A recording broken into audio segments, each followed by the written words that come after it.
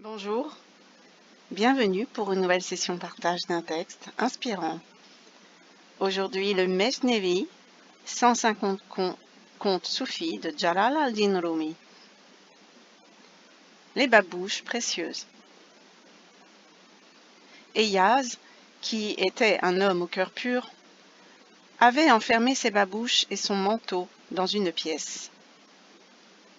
Il s'y rendait chaque jour, et, comme ses babouches et ce manteau constituaient tout son avoir, il se disait « Tiens, vois ces babouches, tu n'as pas lieu d'en être fier. » Mais des jaloux le calomnièrent auprès du sultan en disant « Eyas possède une pièce où il accumule de l'or et de l'argent. La porte est bien fermée et personne n'y entre que lui. » « C'est étrange, dit le sultan. Que peut-il posséder qu'il désire cacher à mes yeux?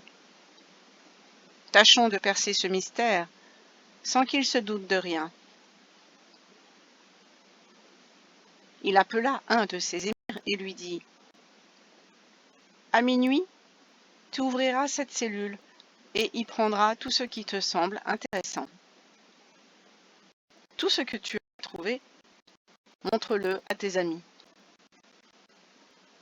Comment cet avare peut-il songer à accumuler des trésors alors que je suis si généreux? » À minuit, l'émir se rendit à la cellule avec 3 de ses hommes.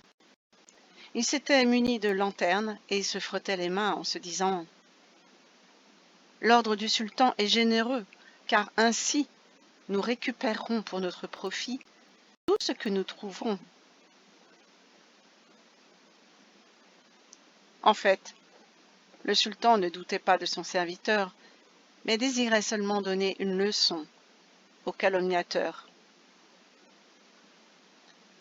Cependant, son cœur tremblait et il se disait « Si vraiment il a fait une chose pareille, il ne faut pas que sa honte soit publique, car, quoi qu'il arrive, il est mon bien-aimé. D'ailleurs, il est bien au-dessus de ce genre de calomnie. » Celui qui a de mauvaises pensées compare ses amis à lui. Les menteurs ont comparé le prophète à eux. Et c'est ainsi que les calomniateurs en vinrent à avoir de mauvaises pensées envers Eyaz. L'émir et ses hommes finirent par forcer la porte et pénétrèrent dans la pièce, brûlant de désir. Hélas, ils ne virent là que la paire de babouches et le manteau.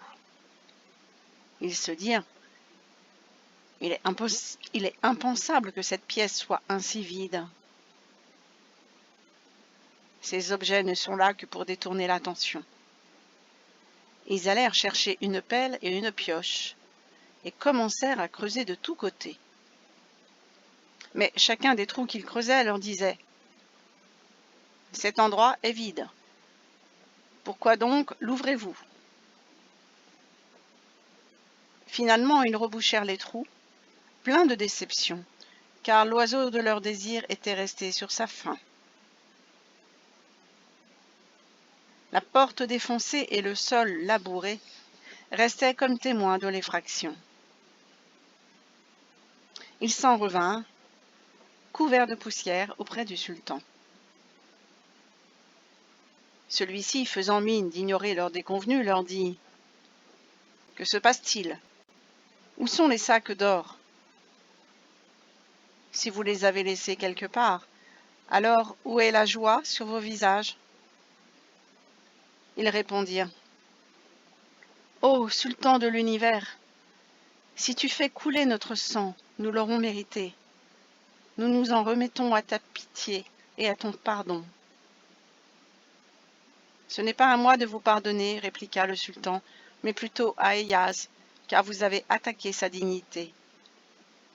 Cette blessure est sur son cœur. Bien que lui et moi, nous ne fassions qu'un, cette calomnie ne me touchait pas directement. Car si un serviteur commet une chose honteuse, sa honte ne rejaillit pas sur le sultan. Le sultan demanda donc à Ayaz de juger lui-même les coupables, disant « Même si je t'éprouvais 1000 fois, jamais je ne trouverai chez toi le moindre signe de trahison. Ce seraient plutôt les épreuves qui auraient honte devant toi. Tout ce que tu m'as donné t'appartient, répondit Ayaz. Moi, je ne pèse que ce manteau et cette paire de babouches. C'est pour cela que le prophète a dit « Celui qui se connaît, connaît aussi son Dieu. » C'est à toi de juger, car devant le soleil, les étoiles disparaissent. Si j'avais su me passer de ce manteau et de ces babouches, ces calomnies n'auraient pas eu lieu.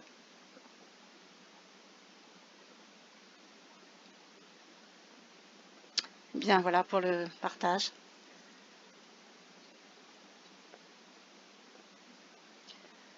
Pour Ayaz, le manteau et les babouches, qu'il considère comme son trésor, ce à quoi il tient par-dessus tout, eh bien ce trésor est déposé à l'abri des regards convoitants et curieux.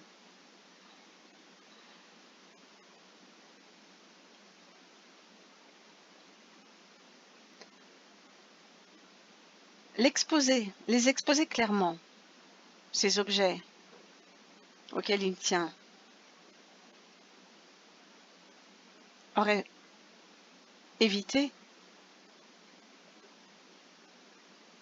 tout un tas de conjectures de la part des voisins, de la part de son entourage. S'il avait exposé tout simplement ce qu'il a dans le cœur, profondément, ce à quoi il tient, très modestement, une paire de babouches et un manteau, sa véritable nature aurait éclaté aux yeux du monde entier. Il aurait été considéré comme un homme simple et honnête, se contentant de peu.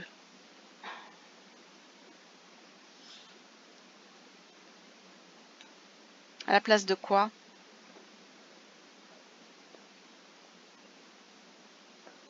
Des calomnies, des messes basses, des calomnies,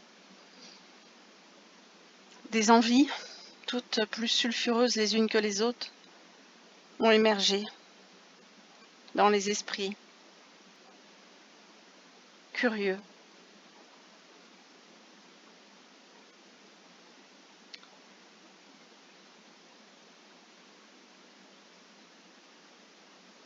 Et pour nous, notre plus grand trésor ne réside-t-il pas dans cet amour immense et cette tendresse pour l'absolu?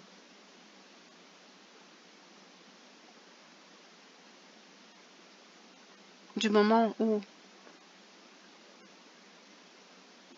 les cieux se sont ouverts et où l'on a accédé à sa véritable nature, voilà notre plus grand trésor. Mais caché au plus profond de son cœur, sans jamais le laisser se dévoiler, cet immense amour et cette tendresse pour l'absolu, Dieu, le cosmos, la source, Brahman, cette immense tendresse et cette immense confiance que nous plaçons en l'absolu. Le fait de le cacher, c'est priver le monde entier de la clarté et de la lumineuse beauté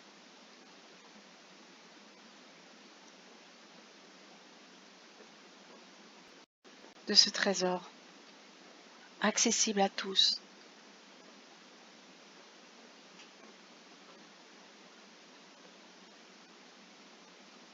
Et voilà une autre façon d'apparaître au monde, dans sa vérité.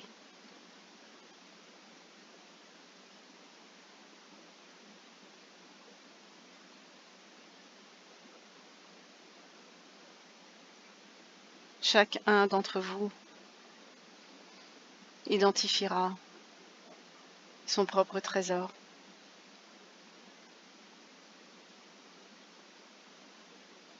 Et ce texte est déposé ici, dans l'instant.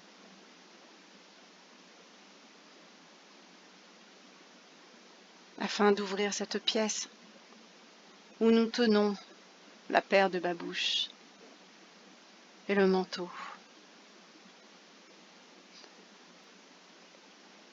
qui d'ailleurs ainsi claquemurés entre les 4 murs d'une pièce,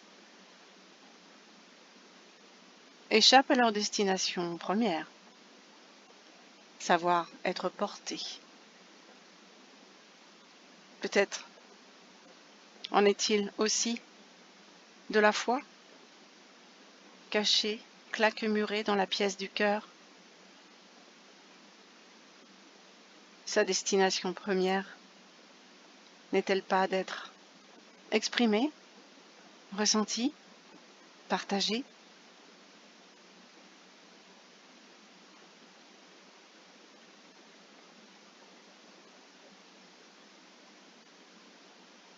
Je vous remercie pour votre écoute, pour votre attention, pour votre participation.